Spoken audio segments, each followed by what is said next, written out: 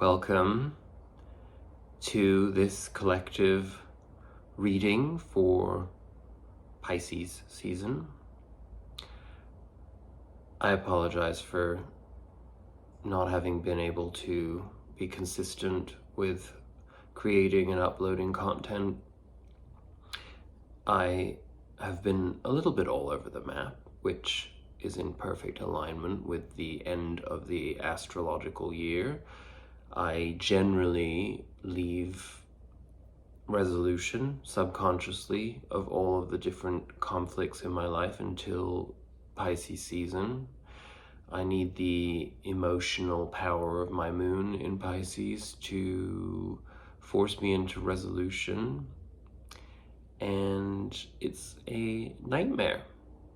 It feels like it felt when I was at school and would do the same thing where I would wait until the very last minute to revise out of avoidance of the anguish that being in the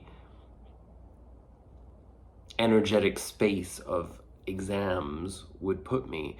So I'd leave it until the last minute, and then I'd have sort of deep, miraculous based faith that I would be able to pull through. And more often than not, I did, but I also caused myself an enormous amount of anguish in the process, and I'm sort of in that now. So if you can relate, peace, we'll get through it.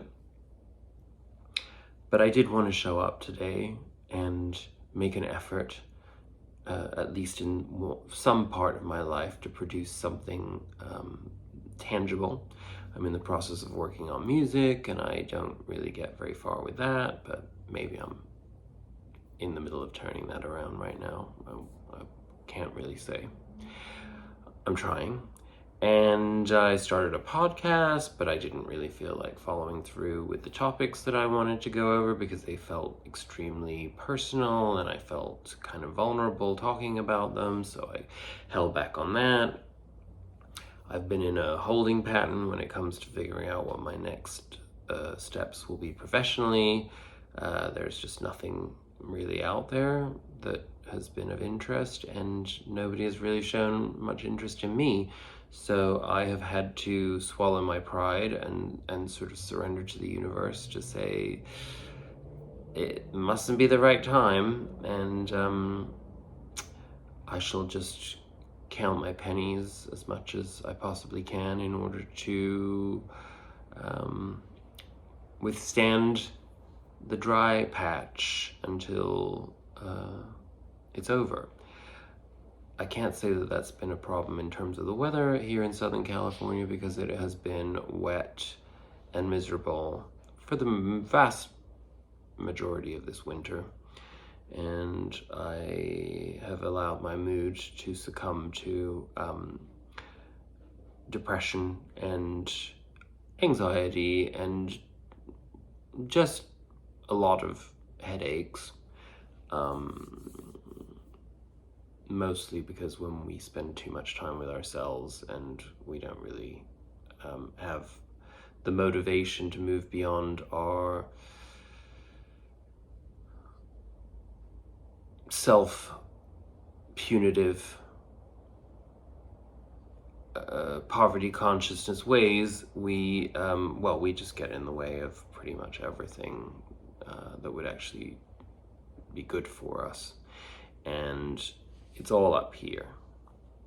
It's all in the mind, and our collective reading has a lot of swords in it, so the energy is, ironically, in this emotional Piscean season, very much influenced by the fact that our swords, our mind, are getting in the way of the flow of our emotions. So the reading that we're going to do today together is basically just showing the journey from what got us into the difficulties that are preventing us from going fully into flow and manifesting whatever our next chapter needs to be. and where that ends up. And I think it's important to understand that everything is cyclical. Hopefully we move in a upward spiral towards accomplishing a better integration of the experiences that we have, and also being able to show up as our best selves, or at least a better version of ourselves, when the opportunity arises again, because otherwise we just repeat the same thing over and over again, and that is pretty misery inducing, right? And I've certainly done a lot of that in my life. When I look back on it now with hindsight, I can certainly see how many times I repeated patterns just simply because I didn't have the courage to face the truth. And the truth is generally something that we have worn as a mask, some false construct of identity that our ego holds on to so tightly, so that we can't really experience the full essence of life, because we're not aligned with our authentic self.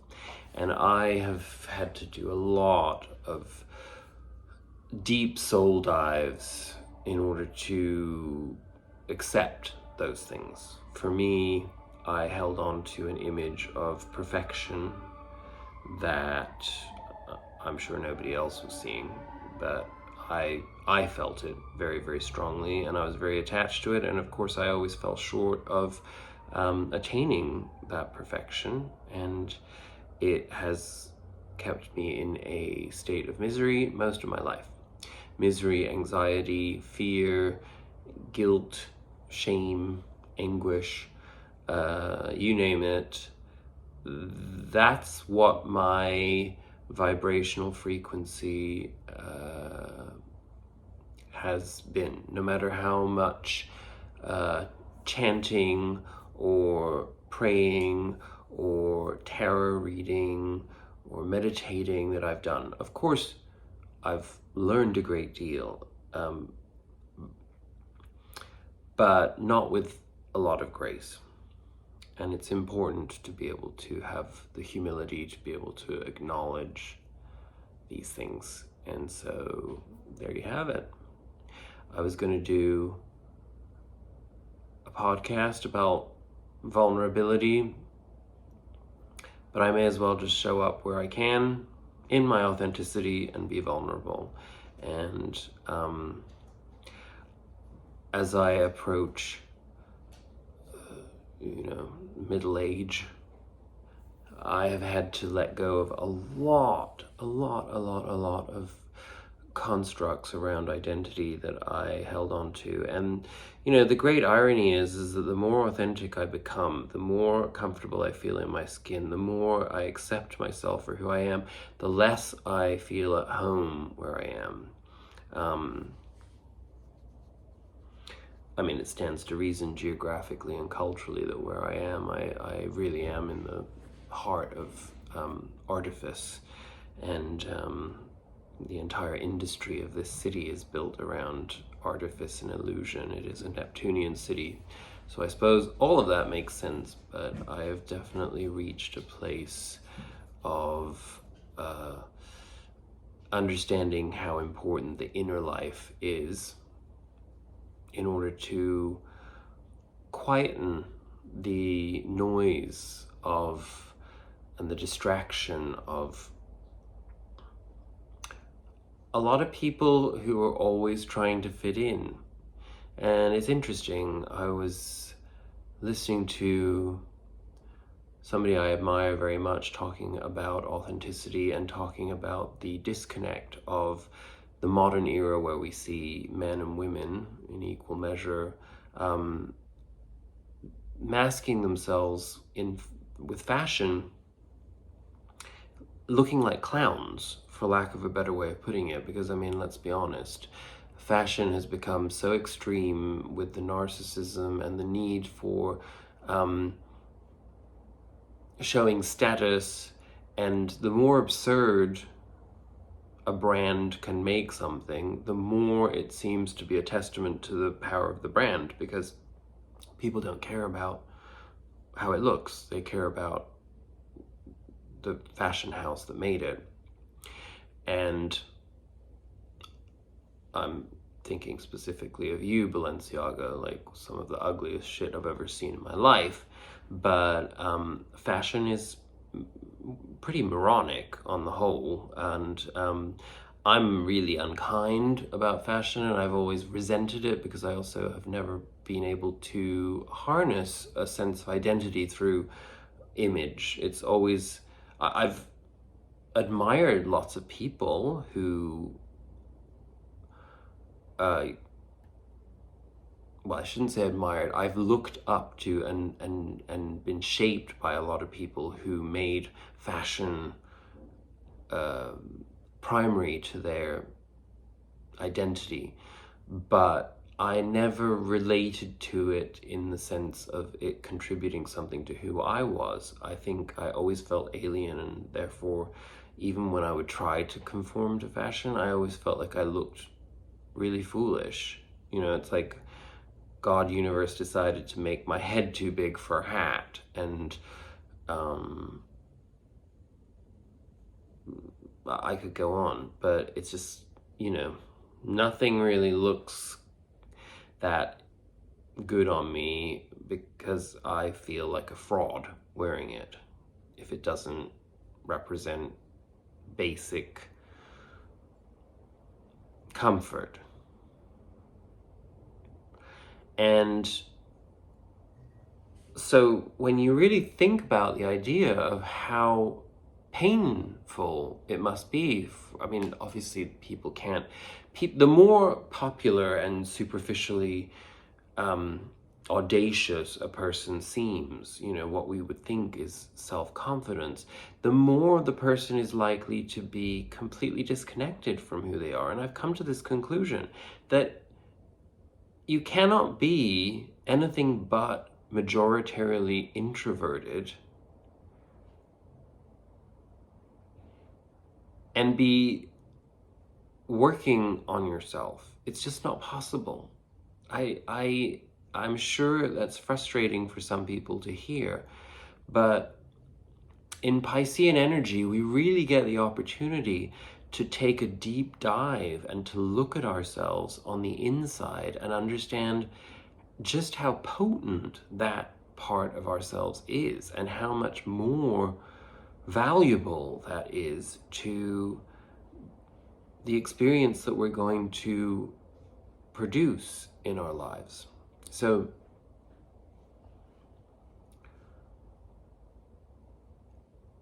my little indictment of fashion is not intended in an anti-commercial sense, although that is fundamental to it on a very basic level. But I want everyone to think about that, because I know that, I can't remember that woman's name, Iris, whatever her name is, that woman that would always dress up like a clown of fashion. And everyone in New York admired her, and I think she died just yesterday or the day before, and I'm sure she's a lovely person. I have no, I'm certainly not trying to denigrate her in any way as an individual. However, I would venture as far as to say that anybody that feels the need to mask themselves through clothing and makeup and extreme statements in those ways might be compensating for something else, right? And I just don't think that we think enough about that. We give so much space. We don't have much choice, but we give so much space to these loud-ass clowns everywhere who are literally ruining our society through social media and their obsession with conforming to nonsensical behaviors that are truly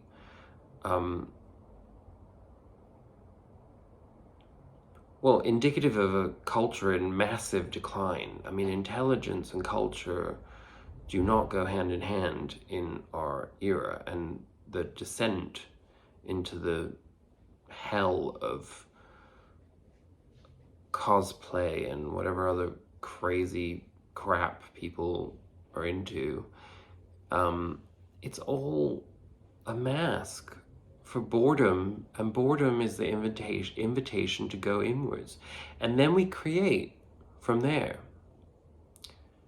And I long for the days when I was able to feel boredom. I know that sounds absolutely horrifying, because even to my memory, my days of boredom were, as particularly as a child or adolescent, seemed like torture to me. But I also realized just how much my imagination was fired by, when I say fired, I mean set alight,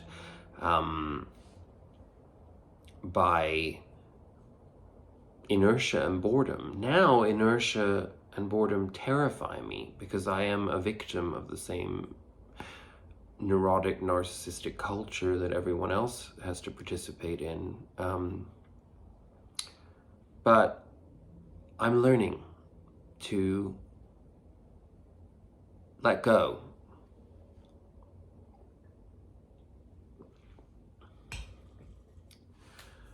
And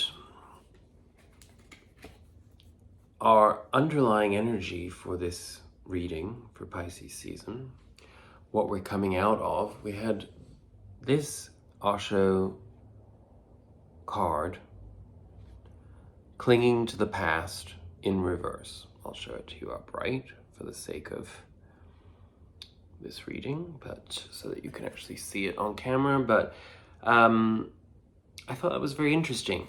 Obviously, with it being in the reverse, it means that that's exactly what we're moving away from our Rider-Waite tarot. We got the Eight of Pentacles as our underlying energy. So very much aligned in the idea that we have to move away from something in order to make room for the real value of what we are here to experience.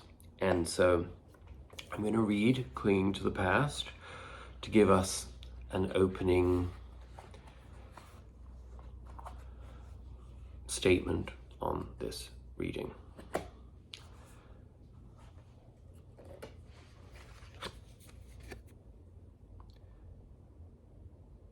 The figure pictured in this card is so preoccupied with clutching her box of memories that she has turned her back on the sparkling champagne glass of blessings available here and now. Her nostalgia for the past really makes her a blockhead, and a beggar besides, as we can see her from patched and ragged clothing. She needn't be a beggar, of course, but she is not available to taste the pleasures that offer themselves in the present. It's time to face up to the fact that the past is gone, and any effort to repeat it is as sure a way to stay stuck in old blueprints that you would have already outgrown if you hadn't been so busy clinging to what you have already been through. Take a deep breath, put the box down, tie it up in a pretty ribbon if you must, and bid it a fond and reverent farewell. Life is passing you by, and you're in danger of becoming an old fossil before your time. Right? These tenses, past, present, and future, are not the tenses of time. They are tenses of the mind. There's the mind, right? Those swords, we're going to see this. That which is no longer before the mind becomes the past. That which is before the mind is the present. And that which is going to be before the mind is the future. Past is that which is no longer before you. Future is that which is not yet before you. And present is that which is before you and is slipping out of your sight. Soon it will be past. If you don't cling to the past, because clinging to the past is absolutely stupid, it is no longer there. So you are crying for spilled milk. What is gone is gone. And don't cling to the present, because that is also going, and soon it will be past. Don't cling to the future, hopes, imaginations, plans for tomorrow, because tomorrow will become today, will become yesterday. Everything is going to become terrible. That's me. Everything is going to become yesterday.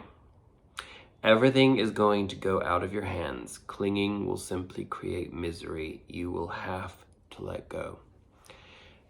And letting go has been hard for me.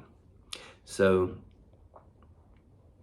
I hope that we can find it collectively to take a moment to commemorate what has been and how that shaped us to be the person that we have wanted to consider ourselves to be and present ourselves to be. And very often, if we find ourselves in an antisocial period of our lives, particularly for extended periods of time, and for some bizarre reason, my life has been very solitary and increasingly so over the course of the last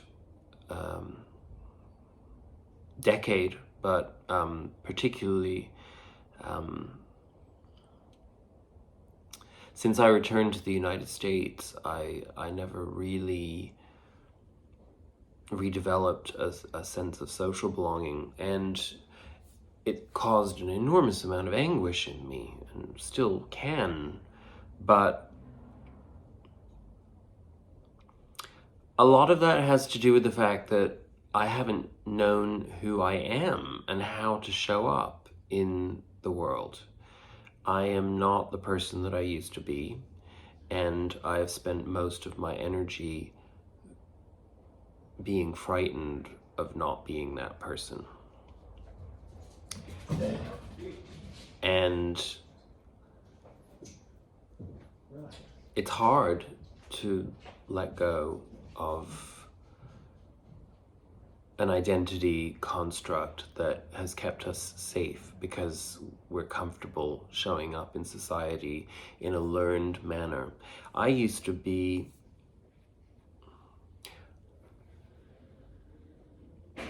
how would I put it?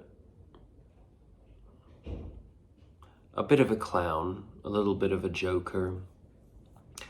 I didn't realize all the years that I was like that I was always doing it at the expense of someone else, because I did it at my own expense too, so I felt that it was okay.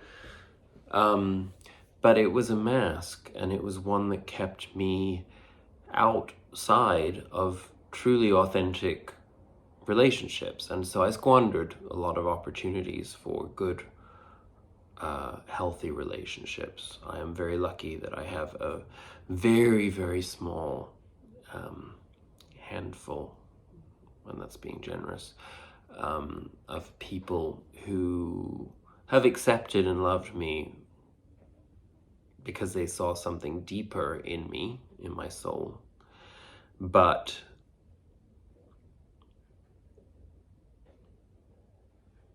that's because they knew how damaged I was. And they loved me in spite of that, because they knew that they knew how much pain I was in. And so to let go of all of that means that you have to enter the void of who you are, how you are, what you represent, and where you're going. And you're looking at a person right now who is in the center of the void, if that's possible. I am just floating around, not quite aimlessly, but just trying to move out of fear and pain, and disassociating myself from the stories, the victim narrative, the pain narrative that has kept me anchored and clinging to the past. I saw that happen over the last, I'd say, 8 years of my life, probably longer. A descent into a type of nostalgia, and it was almost like a deconstructionist approach, where it was just like I would go like, I'm gonna get closer to understanding my past out of a desire to feel the softness of a nostalgic emotional attachment, and I would get to the core of the illusion of it. And so I destroyed my past in many ways, which is obviously I didn't do that consciously, but subconsciously my higher self clearly knew what the fuck he was doing, because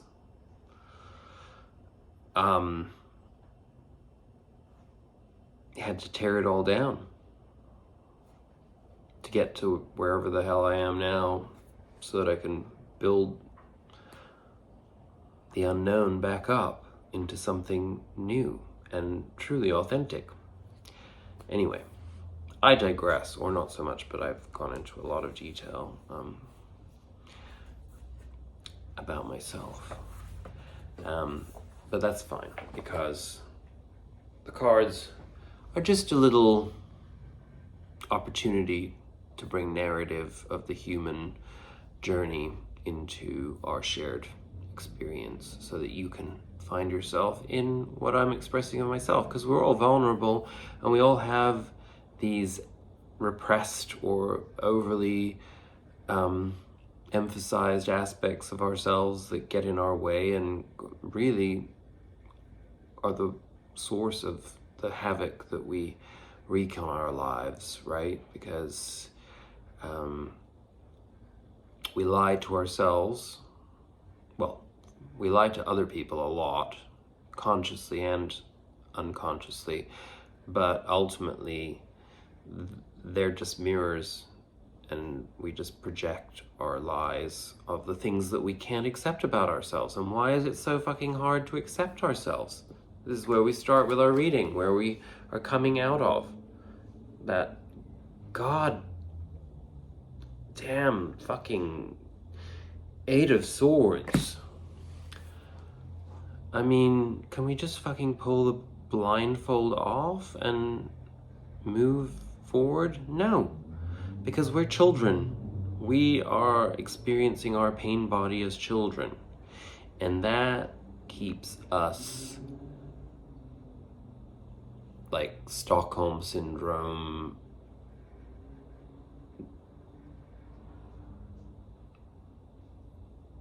I don't even know what the word would be, but delusional people who are so attached to our pain because it's familiar that we would rather experience those limitations than take a risk of finding out what else there is. Of course, that's always a problem, because the risk of taking a risk of change is that we don't have a guarantee that it will be better than what we have. But I think in our soul, we have no excuse but to change and evolve constantly, and to challenge ourselves to not become attached to anything, because we can't evolve or at least it's like putting a 50-pound brick on your head and trying to balance yourself on a very long journey forth. I'm not really coming up with very good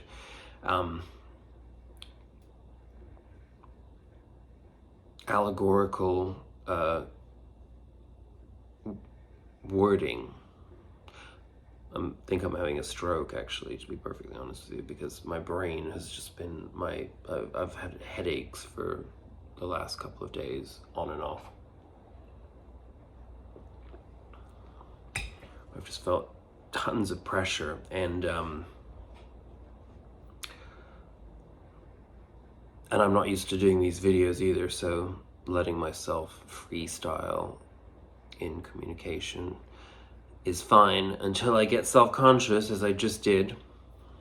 And that's probably subconsciously triggered by looking at the Eight of Swords and thinking about how potent that still is in me. But guess what? From the Eight of Swords, we move to the Six of Swords. So that is I would love to say it's a choice, but it's actually, while it is a positive card because it's moving away from troubles, and particularly of the mind, mental strife, we move away from our troubles when they become too much for us. We reach a breaking point, and then we're forced into action. And that's what the Six of Swords is. And of course it is exactly what I was just talking about. We don't know where we're going, but our soul knows that we have to, because we've reached the Ten of Swords. We've reached this. Now, the Ten of Swords always looks like one of the most horrifying cards in the deck, but really, first of all, it's a 10, so it's reaching the end of the cycle. But there is light on the horizon, and if you look at his hand, the symbol, the symbol, what am I trying to say, that he's forming with his hand there, the way it says, as above, so below. It says that the divine intervenes for rebirth. When you have 10 swords in your back, that means that you get to the point where you have become immobile because of all of the thought constructs, the mind limitations, the mental strife from trauma, that it's just gotten so overwhelming that we're just anchored into total immobility. And when we get there, we have to resurrect in a new body. And in our case, we can't do that physically. So we have to find that new body from the connection of our mind to our heart. And I have to say, in this reading, we have no happy cups. Let's put it that way. So that's our work. We have our work cut out for us. And it keeps going, because from the Ten of Swords, we have the Ten of Wands. So again, coming to the end of a cycle, but it's a hard-fought battle to have gotten here. And this person is holding on, again, to all these past constructs around what inspires.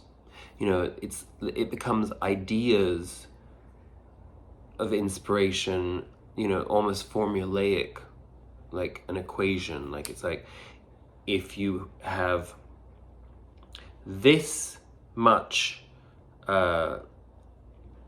money and this much opportunity and this much freedom, it equals this much accomplishment, for example.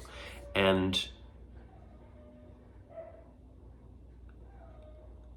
the life force becomes more and more narrow and constrained from not being able to challenge the status quo.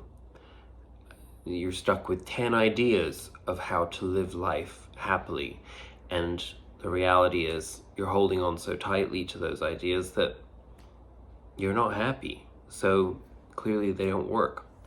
And guess what comes along to break all of that down? The moon.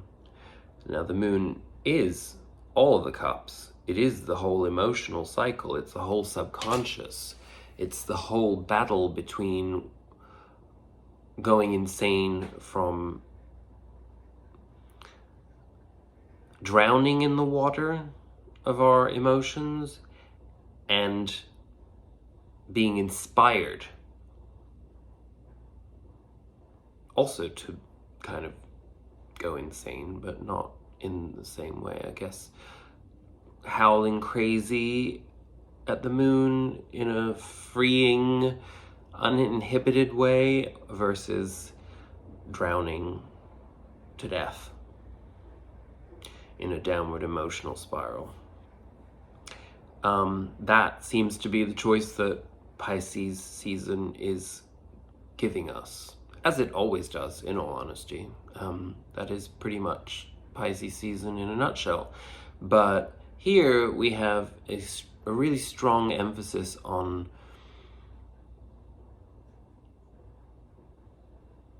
letting go.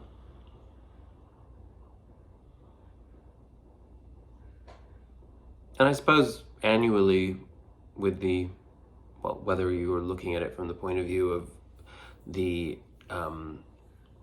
Julian calendar or the Chinese calendar or the Jewish calendar or the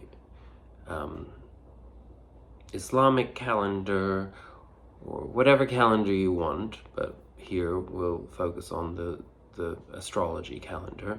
It would make sense that, you know, we have Aries season coming up in a couple of weeks, and that will be the end of this cycle. So we are in the trenches trying to get this sorted out, and it's going to be work. That's the key. We're moving into the future energy now. Work is the key. Work as in craftsmanship, as in workmanship, as in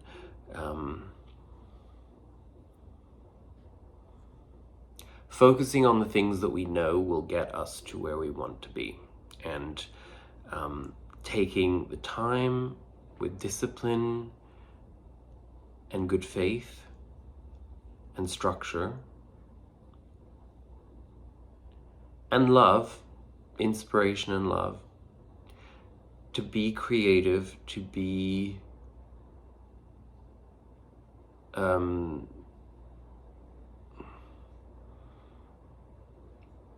inspired.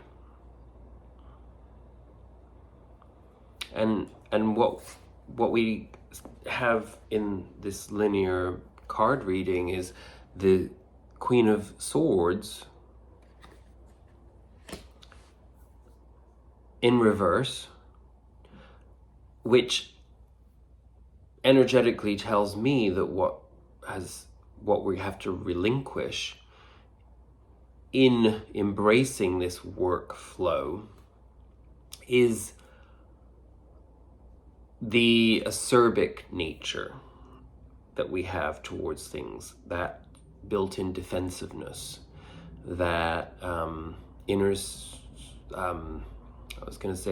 sassy drag queen, you know, just the cutting, kind of snappy, dismissive, I'm gonna cut you down before you cut me down kind of thing. We have that so built inside of us as a defense mechanism and another mask that many of us wear socially when we feel uncomfortable.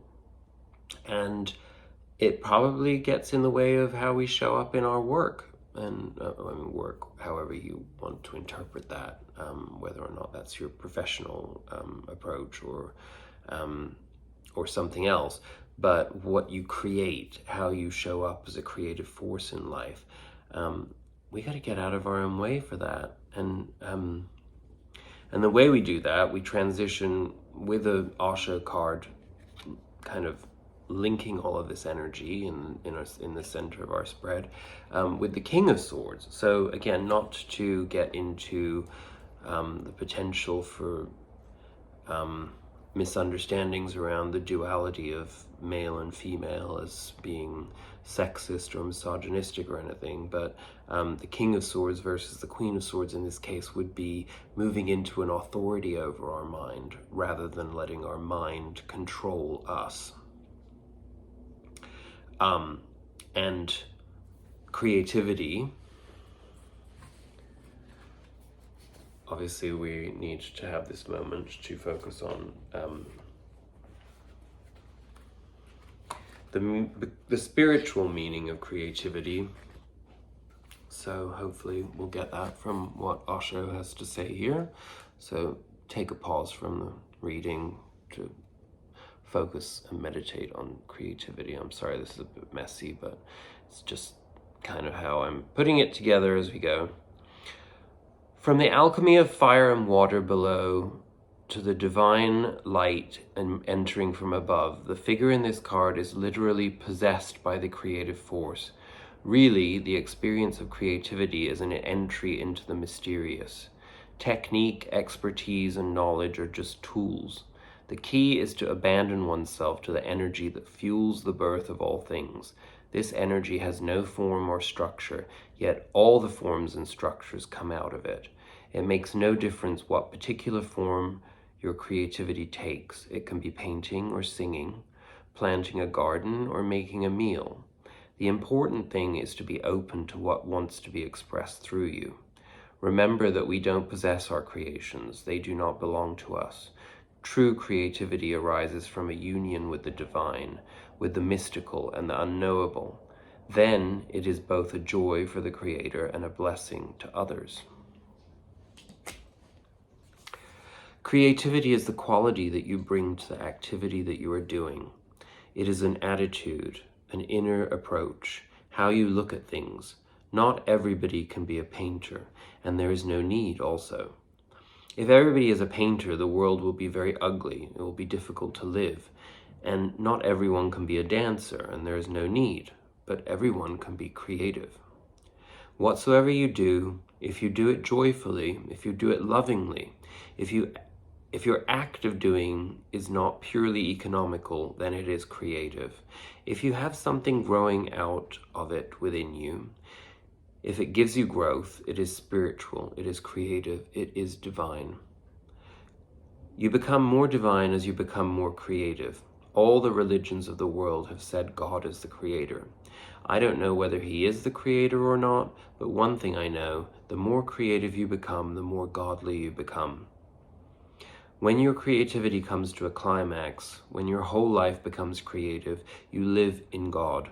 So he must be creator because people who have been creative have been closest to him. Love what you do. Be meditative while you are doing it, whatsoever it is. It's pretty beautiful. That's a great reminder for this entire reading, what we're talking about in terms of this energetic shift. And when we're in alignment with the divine order, we receive and we express authentically. You know, it's very strange as I'm doing this, because I haven't been doing this for some time, there's an apprehension within me and I can feel it, I can hear it in my voice, there's a tentativeness, yet at the same time, everything that I'm sharing is, it's not really coming from me. These are my thoughts and opinions in life, but they're an embodiment of wisdom that I've acquired from beyond me. And I'm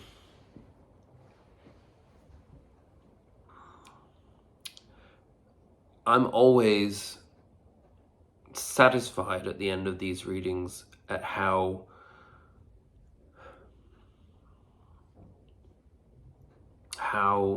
synergistic they are.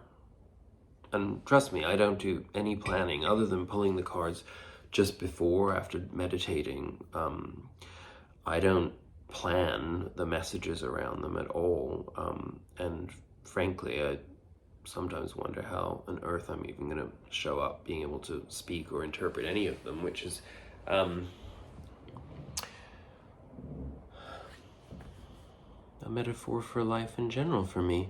Our outcome card, interestingly, was the Nine of Cups in reverse. And Nine of Cups in reverse is really about acknowledging where the comfort is that we've earned in our life, but acknowledging that we've had enough of it and that we are ready to let go of our comfort, and that there's a necessity to let go of a self-satisfactory response to our lives. And if you really look at this person with their arms folded, seated, basically we have to do the opposite of that. Unfold those arms, get your ass up, let go of all of these accomplishments in terms of the emotions that make us feel good, and be open to discover emotions that we don't know. Because when we show up in our authenticity without our masks, and we let go of all the social constructs that are imposed upon us, and we truly commit to being divinely guided, we're going to experience some emotions that we have never experienced before, or certainly not in the capacity that they have the potential to show up as. Our final card from Osho as a conclusion to our reading is compromise, interestingly. And I have no idea what this is going to divulge for us, but let's hope that it's the message that ties this together in some way that we can make sense of. In the courts of ancient Japan, the male attendants were often selected from the ranks of petty criminals who were castrated. Because of their intimate familiarity with the activities of the court, they were often at the center of political and social intrigues and exercised a great deal of power behind the scenes. The two figures on this card remind us of the sleazy and conspiratorial situations we can get into when we compromise our own truth. It is one thing to meet another halfway, to understand a point of view different from our own, and work towards a harmony of the opposing forces. It is quite another to cave in and betray our own truth. If we look deeply into it, we usually find that we are trying to gain something, whether it is power or the approval of others. If you are tempted, beware. The rewards of this kind of compromise always leave a bitter taste in the mouth. I can see exactly how that ties up into our message around authenticity, right? Because that is part of the meditation in order to let go of these masks, is to understand what it is that we are trying to accomplish by wearing them. And the pursuit, the drive, and the ambition of those false constructs always leads us to empty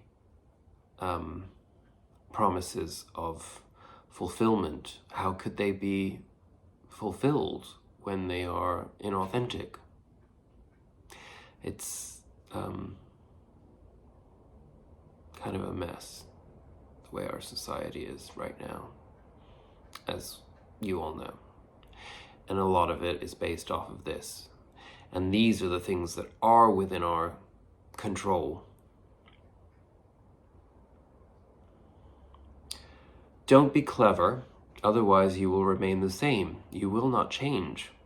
Half techniques on the path of love and half techniques on the path of meditation will create much confusion in you. They will not help. But to ask for help is against the ego, so you try to compromise.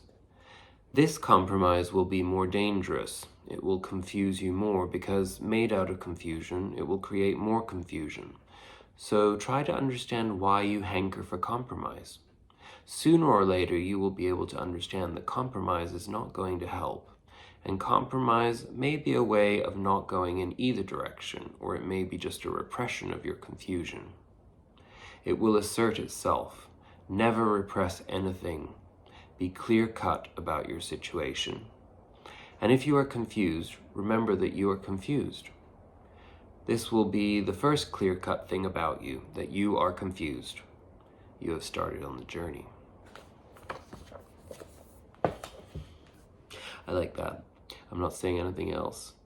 I send you infinite blessings and love and light for this Pisces season until the next video.